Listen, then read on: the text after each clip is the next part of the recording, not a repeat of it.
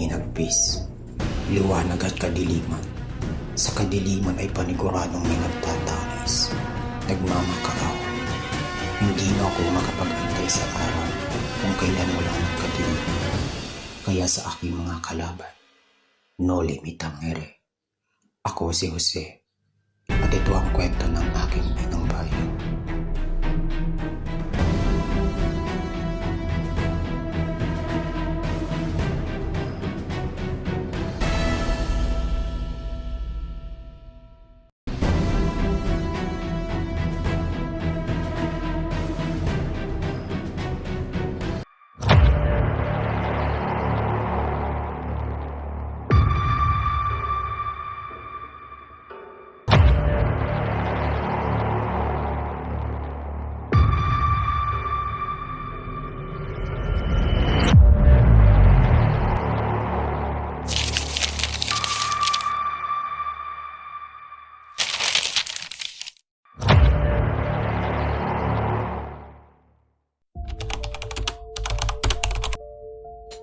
Napakalaking handaan naman ito.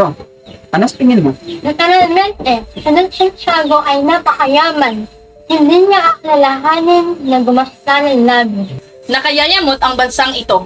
Halatang iba ang pamamahala rito kumpara sa pamamahala sa Madrid. Ang masama pa, puro Indio ang nakatira. Ayoko talaga sa mga Indio. 2 taon akong nagsilbi at nagtiis sa pagdidildil ng kanin at saging sa bayan ng San Diego bilang kora paroko. Ngunit nung umalis ako ay ilang matatanda at hermanos terceros lamang ang naghatid sa akin. Mga walang utang na loob. Magdahan-dahan kayo, Padre Damaso, pagkat nasa ilalim tayo ng bubong ng isang Indio. Tama siya, Reverensya. Baka magdamdam si Kapitan Tiago. Huwag kayong mag-alala. Matagal nang hindi itinuturing ni Tiago ang kanyang sarili bilang Indio. Malayong malayo na siya sa ganoong mga walang galang na tao. Sigurado naman hindi naman kasing saklap ang nangyayari sa inyo ang sa amin. Nako, sigurado ako na nagsayang ka lamang ng pera papunta rito. Wala kang ibang kakainin kundi tinolas sa mga handaan at matutulog ng hindi nasisiyahan.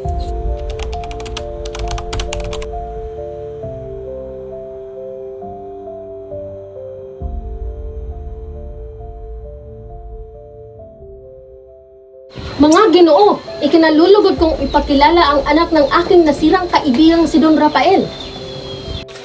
Sino kayang bisitang kasama ni Don Santiago? Siya si Juan Crisostomo Ibarra, galing sa Europa. Sinundo ko lamang siya mula sa kanyang paglalakbay. Ikinalulugod ko kayong lahat na makilala. Aba, Padre Damaso, ang kura ng San Diego. Kinagagala ko pong makitang muli ang isang pinakamatalik na kaibigan ng aking ama. Mukhang nagkakamali ako. Patawad ho, Reverensya. Hindi ka nagkakamali, iho.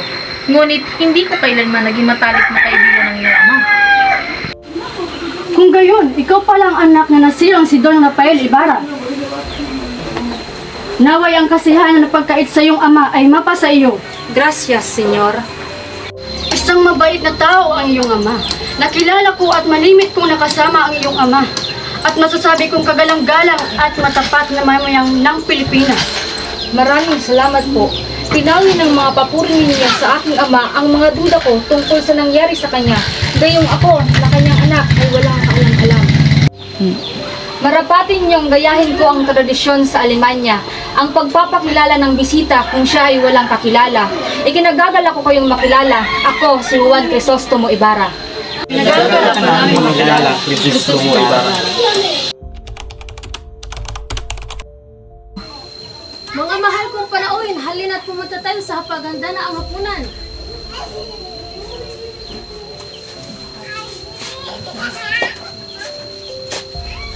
Ilang taon kang nawala sa ating bayan, Senyor Ibarra?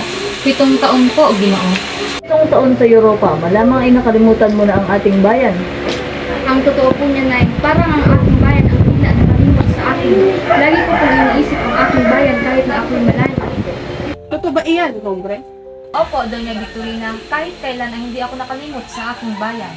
Sa mga bansang napuntahan mo, ano para sa iyo ang pinakamaganda at mas tumatak sa iyong isipan? Patawarin mo ako, Ginoo. Ngunit bukod sa inang Espanya ay wala na akong kaibigan ba kundi ang ating bansa. Pagkatapos ko kasing mabasa at mapag-aralan ang kasaysayan at kultura ng isang bansa, ay nakakalimutan ko na rin ang magagandang naaalala ko sa bansang iyon. Kung gayon ay isa kang bulag na hangal, Ibo, bakit ka pa nagsayang ng pera upang pumunta ng Europa kung ganun wala ka namang magustuhan? Ang iyong mga napag-aralan ay alam din ng kahit sinong mag-aaral, kahit tanongin mo sa ating bansa. Senyores, huwag kayong magtataka sa aming dating kura. Ganyang-ganyan din ang pakikitungo sa akin noong bata pa ako at mukhang hindi na siya nagbago. Salamat pa rin sa kanya dahil nagugunita ko ang mga panahong ang kanyang reverensya ay madalas na dumalaw sa aming tahanan at nakakasalo ng aking ama sa pagkainan. Senyores, Kapitan Tiago, kababalik ko lamang mula Europa kaya't naway maunawaan ninyo na kailangan ko agad na lumisan. Pupunta pa ako sa San Diego sa Makalawa para sa Tulis Los Santos, kaya't may kailangan pa akong katagpuin. Hindi ka na ba talaga mapipigilang umalis? Sana'y mahintay mo pa ang aking bulaklak na si Maria Clara. Matagal ka na niyang hinihintay. Paumanhin ako doon, ngunit mahalaga ang aking kakatagpuin. Muchas gracias sa hapunan, Kapitan. Walang anuman, Ibarra. Sana'y patubayan ka ng Diyos sa iyong paglalakbay. Nakita ninyo? Minsan ay napakasama ng nagiging bunga ng pagpapadala ng inyong mga anak sa ibang bansa upang mag-aral. Lumalaki ang kanilang mga ulo at itinuturing na ang sarili na mas mataas. Nawawalan sila ng galang. Diyos ko, parang pangarap lamang ang 7 taon ko sa Espanya. Binata, diingat ka sa mga lihim ninyong kaaway. Ang nangyayari sa iyong ama ay dapat mag-iisang aral na sa inyo. Ipagpatawad ninyo, sa wari ko'y naging mahal sa inyo ang aking ama, ngunit sa aking pagkakabatid ay wala ako o kahit ang aking ama ng mga lihim na kaaway. Madalas ang sobrang kapanatagan ay nagdadala sa atin ng ilang kapahamakan. Hanggang sa huling hininga ng iyong ama na si Don Rafael, ay hindi siya makapaniwala na meron siyang natatagong mga kaaway. Ngayon ay alam ko na ang dahilan kung bakit si Kapitan Tiago ay nag-aalangan na magsabi sa akin ng mga nangyari sa aking ama. Ngunit bakit siya nakulong sa piitan? Ano ang naging kasalanan niya? Ang tanging naging kasalanan niya ay dahil siya ang pinakamayamang tao sa buong San Diego. Ngunit huwag kayong mag-alala, dahil ang mabulok sa bilangguang sa bansang ito ay maituturing na kabayanihan. Ang iyong ama, gaya ng alam ng mundo, ay isa sa mga kagalang-galang na tao sa buong San Diego. Ngunit, kinainisan at kinamumuhian rin siya ng iba sa kanyang mga kababayan dahil siya ay may naiibang filosofiya mula sa nakararami. Pinapalagay ng mga kaaway niya ay siya ay isang irehe at pulibistero. Mula sa pulpeto ng simbahan, ay kinakalat ni Padre Damaso ang ganitong mga pasarin. Kahit na walang pangalang binabanggit, minsan ay may isang antilyero na nangungulekta ng tributo sa mga mamayan. Ang antilyerong ito ay namangmang at hindi marunong magbasa at magsulat. Galit ang mga tao sa kanya dahil sa kanyang kalupitan. Upang makaganti, ang ibang mga mamayan binabaliktad ang kanilang sedula kapag pinipirma nito ng kabesa. Isang araw, isang bata kasama ang kanyang kapatid ang nangloko sa kabesa.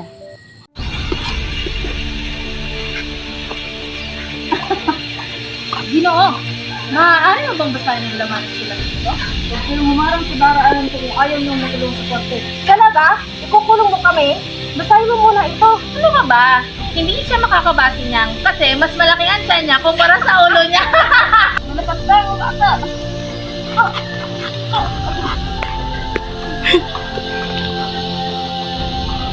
Maawa ka na mga hindi na ako magpilitan pa.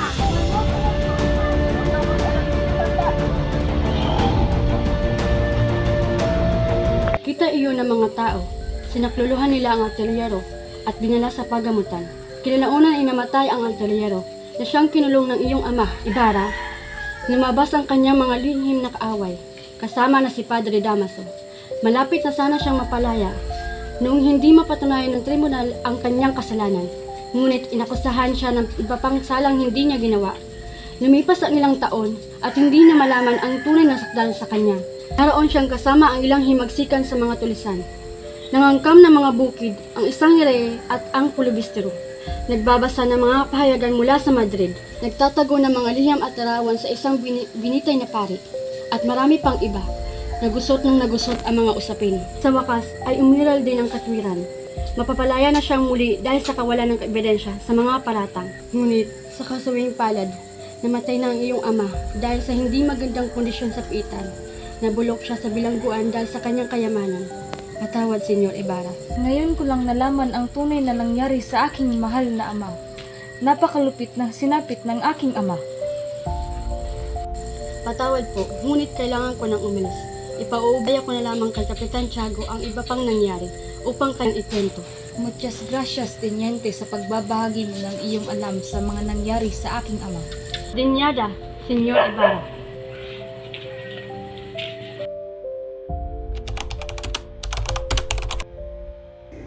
Mahabaging Panginoon, tanghali na. Ano kaya ang dahilan ng kanyang pagkahuli?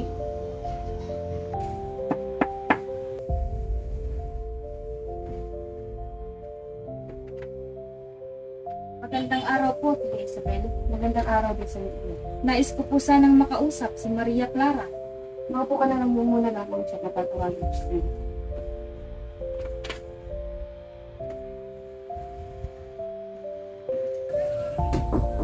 Maria Clara, si Tia Isabel mo ito.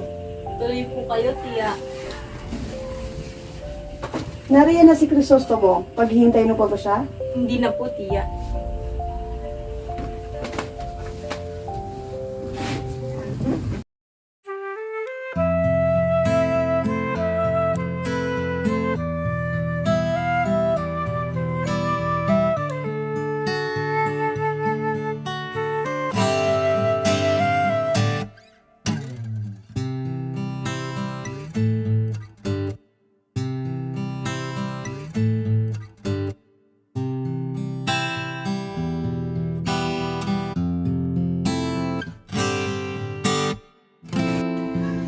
Maswerte ako at naipagkasundo tayo ng ating mga magulang upang ikasal.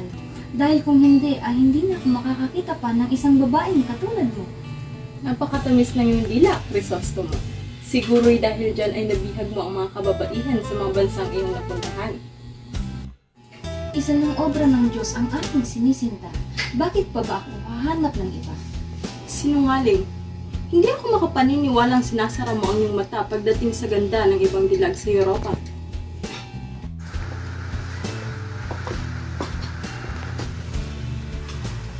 Ang kagandahan ay nasa panlasa ng tao. Ito ay naroroon sa mga taong sumusuri ng kagandahan. At mula sa aking puso, ikaw lamang ang aking pinakainiibig. Patawad aking sinisinta, ngunit kailangan ko nang lisanin ang iyong piling. Bukas ay Todos los Santos, kaya't kailangan kong puntahan ang isang tao doon upang tulungan ako bukas. Naiintindihan ko, Ibarra. Naway makapandakbay ka ng ligtas at matiwasay. Paalam aking minamahal. Patnubayan ka nawa ng may katao.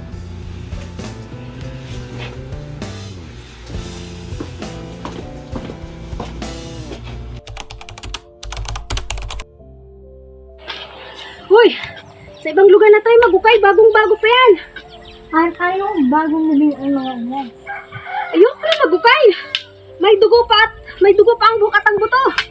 Masyado ka naman masalan. Kung ikaw ang humukay ng ginawa ko, isang bang ay nunawang alang-alang na inilibing.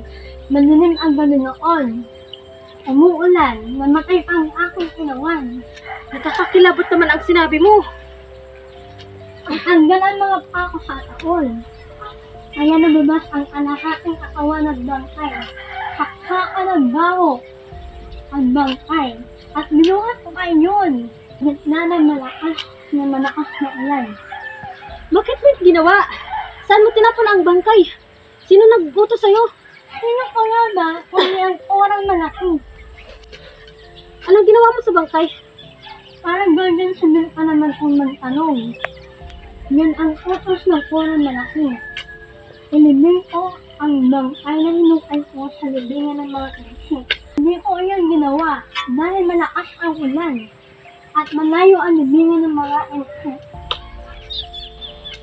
Ayoko na magbukay!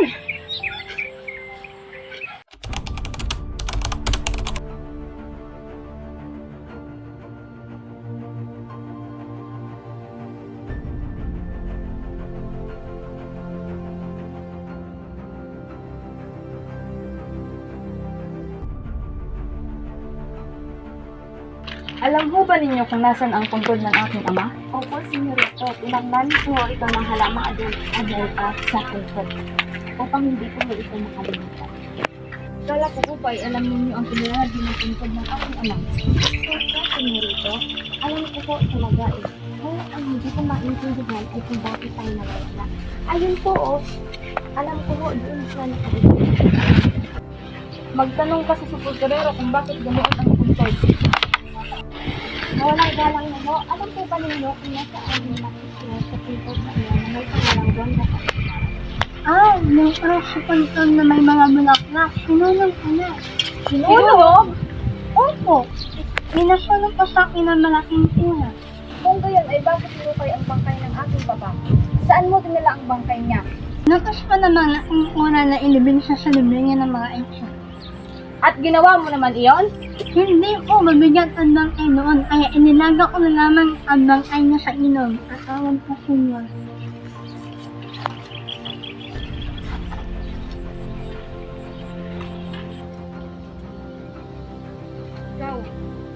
Ikaw ba ang gumawa ng ganong kalapastanganan sa aking ama? Ikaw ba? Sumagot ka! Kung ano man iyon, sinasabi ko sa'yo, ngayon pa lamang ay wala akong alam sa sinasabi mo. Kung hindi ikaw, sino? Sigurado akong hindi ako iyong hinahanap, kundi ang pinalitan kong kura na si Padre Damaso.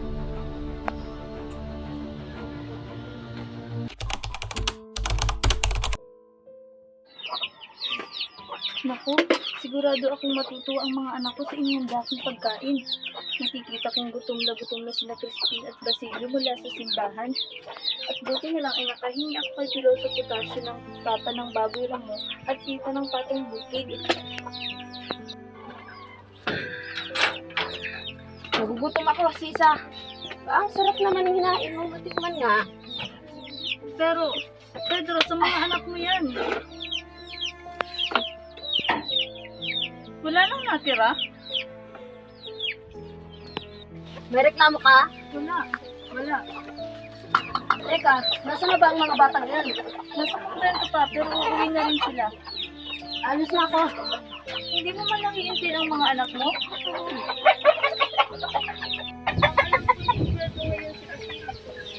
Ganun ba? Pagtabi mo ako ng isang reales. Sige na, at baka mahuli pa ako sa sultada ng sinani ko. Inang, buksan po ninyo ang pinto!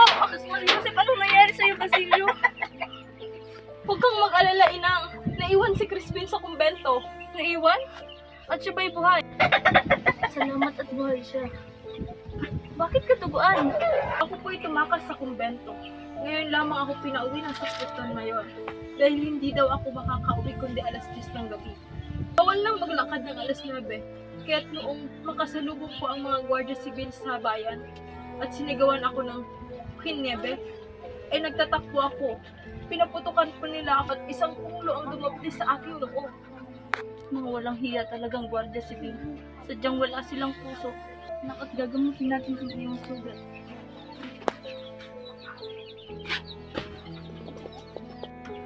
Bakit hindi na makakauwi si Christine? Pinarusahan po siya ng sakristan ngayon dahil nagnakaw daw po siya ng 2 unsa ng ginto. Hindi naman siya nagnakaw talaga, ngunit hindi daw siya panguliin hanggat hindi yun ibinabalik. Paging Panginoon, kawawa naman ang aking bunso. Hindi naman ganoong tao ang aking anak. Hayaan mo anak at bukas kakausapin ko ang kura. Dadalhin ko siya ng gulay. At hihilingin ang kalayaan ng iyong kapatid. Matulog ka na. At huwag mo nang isipin iyon.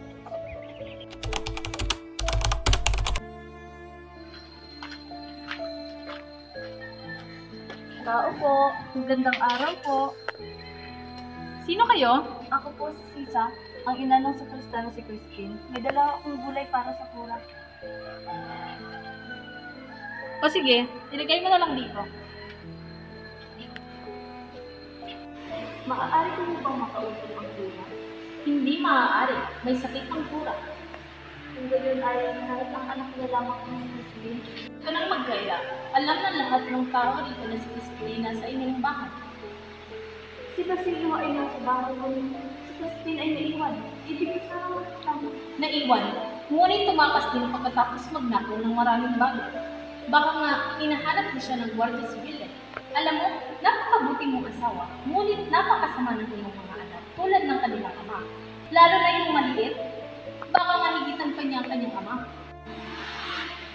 Hindi mo ba naiintindihan? May sakit ang kura. Hala, doon ka sa lansangan na magulgol. Sulong!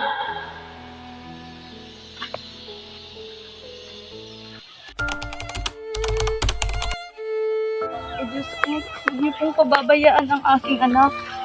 Ikaw ba si Sisa, ang ina ng mga mananakaw na bata? Opo, ako si Sisa. Ngunit hindi magnanakaw ang aking mga anak. Huwag ka nang magmaang-maangan pa, ilabas mo ang iyong mga anak. Nakatakas ang nakakatandang anak mo. Saan ang mas bata? Ko alam, sagat hindi pa siya umuwi simula kahapon. Kung gayon ay ikaw na lang ang isasama namin. Hindi ka makakalunas ng kwarto habang hindi mo itinakura ang iyong mga anak. Bitawan niyo ko!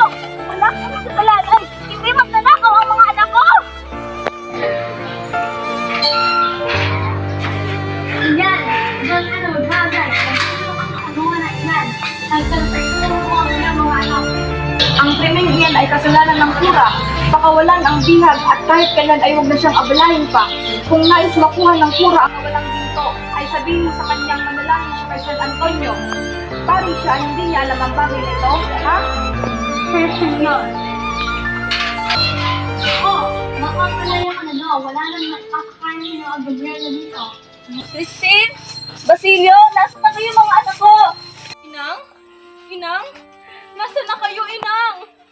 Christine! Basilio! Tandang taso na dito upang mga anak ko? Christine! Basilio! Wala atang tao. Inang? Inang? Nandyan pa kayo, Inang? Inang! Christine! Basilio! Mga anak ko? Basilio? Basilio! Kay Basilio ang damit to. Bakit may dugo? Mapula. May dugo?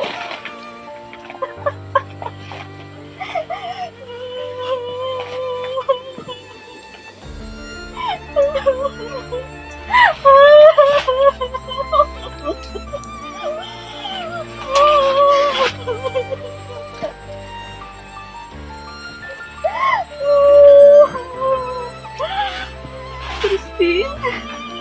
Basilio?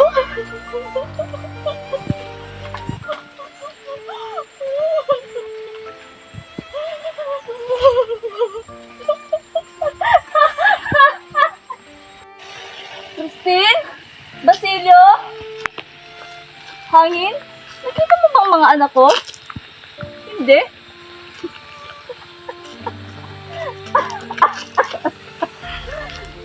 Ikaw, Puno. Nakita mo bang anak ko? Hindi rin. Crispin! Basilio!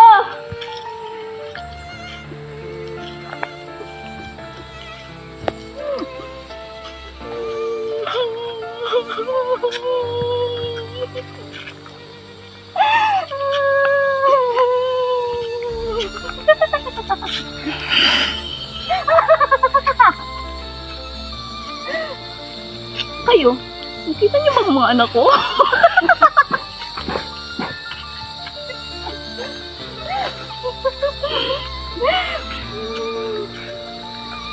Christine? Basilio?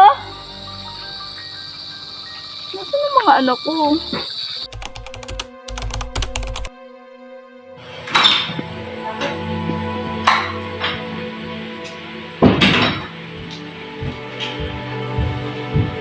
Senyor, may gusto ko kumausap sa inyo. Sino siya? Hindi po siya nakakilala, pero ang sabi niya na raw siya. Sige, papasukin mo siya.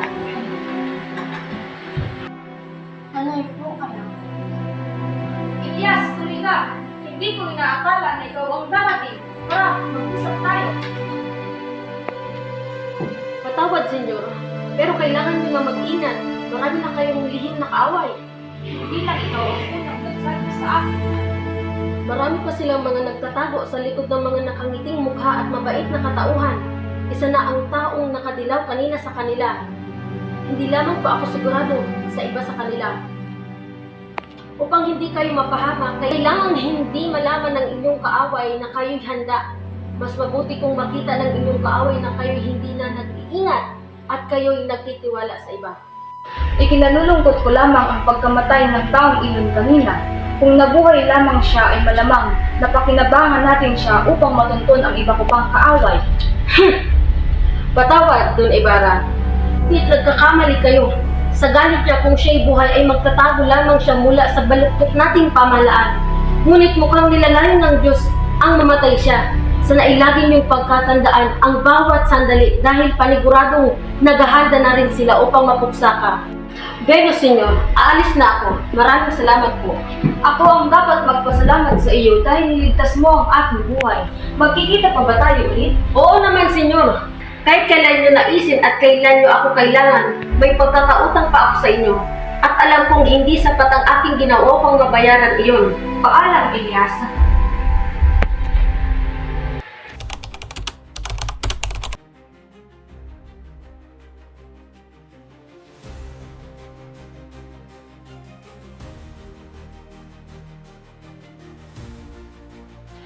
Bakit hindi ninyo ipagpatuloy ang inyong pag-uusap? Nagagit lamang sa Kristosto mo ang mga taong tumulong sa kanya gaya ng RSO at Reverensya. Nakatatawa ang mga taong kumukuha ng serbisyo bilang arkitekto. Nagpapakita lamang ng kamangmangan ng isang Indio na nagdudurong-durungan. Ako lamang ang nagbuhit ng plano ng simbahang iyan.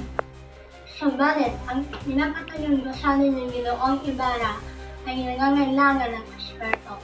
Eksperto? Ang isang paaralan ay binubuo lamang ng 4 na pader at isang bubong na sawali.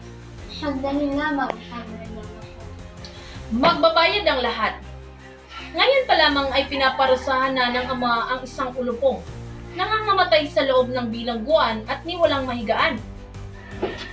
Walang sino man ang maaaring umalipusta sa aking ama. Itong paring ito ang pinaka-iniiwas-iwasan ko. Isang paring walang galang, walang utang na loob.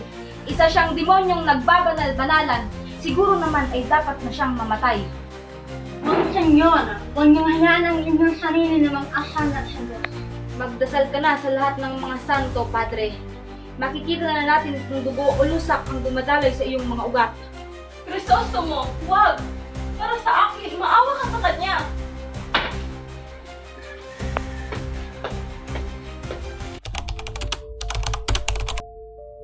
Ang papangit ng mga bahay dito. Talagang isang Indio lamang ang maaaring tumira rito. At aba, wala pang mga galang. Hindi man lamang magbigay pugay sa katulad nating maharlika. Hindi katakatakang puro pangungutya ang maririnig mo sa Friday tungkol sa kanila.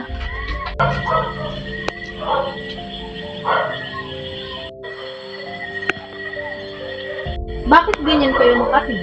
Naiinggit ba kayo? Dahil ang esposa, huwag ay nang sakal na gusto na niya sa mga tao. Huwag kang nga mangialam dito kung ayaw mo tumilako ng justiso mo. Kayo? Kaiingitan ko? At bakit? Kinaiingitan ko nga pala ang inyong mga kulot. Para sabihin ko sa'yo, Doña Alparesa, hindi ako probinsyanang katulad mo. Sa sobrang sopistikada kong tao, walang nakakapasok na Alpares sa aming bahay, kundi naghihintay lamang sa aming pintuan. Excelentísima, Senyora Pupot, hindi nga nakakapasok ang mga Alperes, kundi ang mga pinaklod na tulad ng iyong asawa. Aba, talagang ginagalit mo ako. Bumaba ka rito, walang galang. Bumaba ka dito, Doña Concepcion. Dito tayo magtuos, walang hiyang probinsyana. Labandera ka lang noon ng mapikot mong asawa. Bitawan mo ako! Ba, talagang gusto mo ng gulo? Sige, pagbibigyan kita, Senyora Grosera. Walang iya ka? Wala ka bang napagpangalan ako sa sarili kong pumamahay? Jesus Marios yung konsolasyon. Ano naman ang mga ito? Pagtigil ka, nakakaya sa mga tao. Yan ang dissenting damit. At kung wala kayong pera, magnakaw kayo sa taong bayan. May mga sundalo naman kayo. Ikaw ang humingi ng asal, mga walang modo, na tuwing ang mayaman, ngunit sayad sa lupa ang mga ugali. Hoy, mantigil Alperes, kung maalipas ako sa amin ay parang ay ganda ng iyong moral. Para magkaroon tayo ng kapayapaan, ituro ko na ang kasandong dalawa ni Senyor Crisostomo Ibarra. Ama, huwag mo po itong gawin sa akin. Mahal na mahal ko po si Crisostomo. Hindi na magbabago ang aking pasya. Pero huwag kang mag-alala, anak ko. Ikakasal ka pa rin. Ama! Gusto kong pakasalan mo ang pinsan ng aking bayaw, pamangkin ni Don Tiburcio D. Espadero, si Alfonso Linares. Padre Damaso! Bakit? Nag-aarte ka? Napakaswerte mo dahil pumayag ang pamangkin kong magpakasal sa isang babaeng hindi man lang nahigitan ng aking ganda. Doña Victorina? Ikaw, huwag mong tatanggihan si Linares kung ayaw mo magkaroon ng gulo. Maria Clara, Iha, siya ang gusto kong pakasalan mo. Tumahimik kayong lahat. Anong karapatan yung diktahan ng aking puso? Ang aking puso ay nilikha lamang para kay Ibarra. Kay Ibarra lang at wala nang iba. Sinisigawan mo ba kami?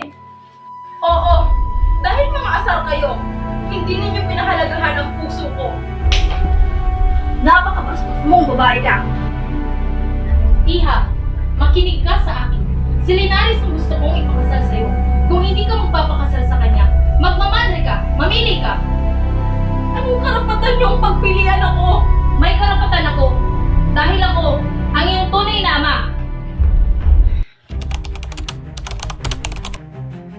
Senyor, makinig ka. Tatago muna kita sa bahay ng aking kaibigan sa Mandaluyong. Para mamuhay kasama ang mga estranghero? Para mamuhay ng mapayapa. May kaibigan ka sa Espanya. Elias, naghirap ka na dahil sa aking pamilya at 2 beses mo nang iniligtas ang aking buhay. Marami na ang utang na loob ko sa iyo. Pinayuhan mo na akong umalis ng bansa. Kung ganon, sumama ka sa akin at mamuhay tayo na parang magkapatid. Totoong hindi ako magiging masaya sa aking bansa, pero pwede akong mamuhay at mamatay sa Espanya para sa aking bansa. Senyor, nandito tayo noong isang buwan at nasa ilalim din tayo ng parehong buwan. Pero ngayon ka lang nasabi ng ganyan sa akin. Iibang tao, Elias. Bulag ako noon, pero ngayon na alam ko na ang katotohanan. Ibarra, humiga ka.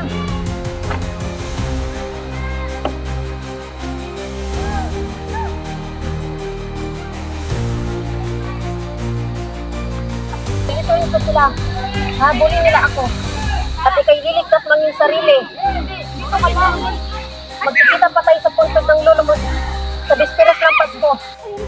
Barilin mo na sa para mapatake si Maria Clara.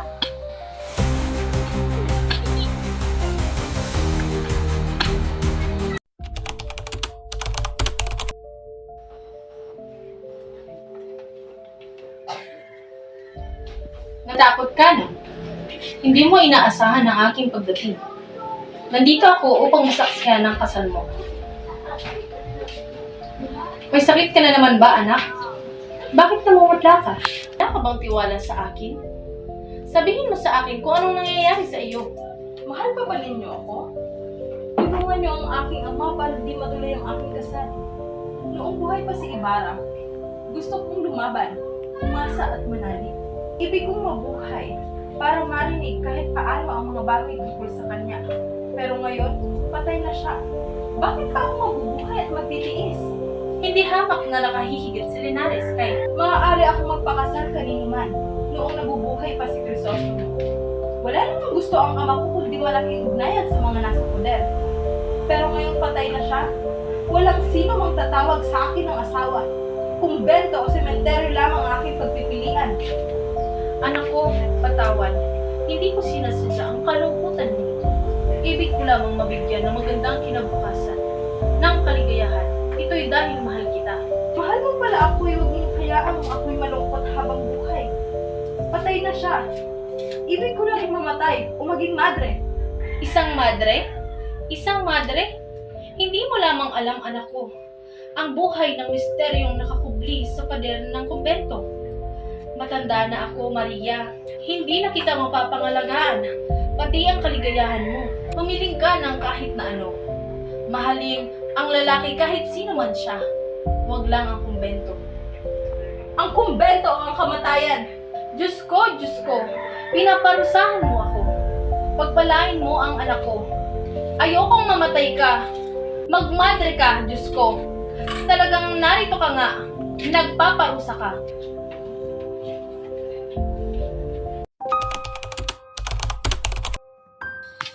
Inang? Sino ka? po si Basilio, Inang.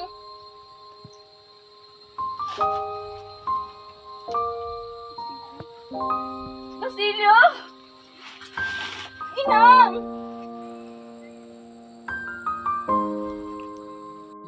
Inang! Sino ang babaeng yan? Siya po ang aking ina. Nasugatan ako. At 2 araw na ako hindi kumakain at uminom na. Hindi magtatagal, mamamatay na din ako. Sulugin mo ang aming baboy ng ina. Kung walang darating o kayo pang itong ipinaon ko, ariin mo yun at gamitin mo sa iyong pag-aaral.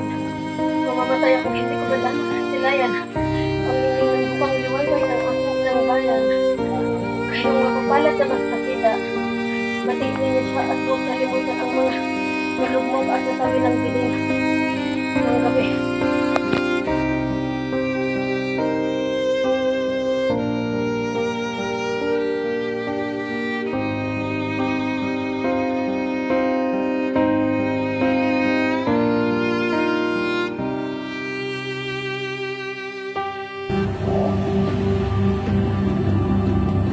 Habang nililisan ko ang bayang iniibig, pasan ko ang sugat ng mga pangarap na nawasak.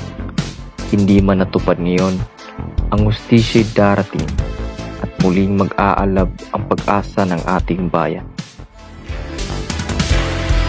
Huwag hahayaan ang pagkanya sa iba. Kawalang sala. Halika na, tuklasin ang mundo.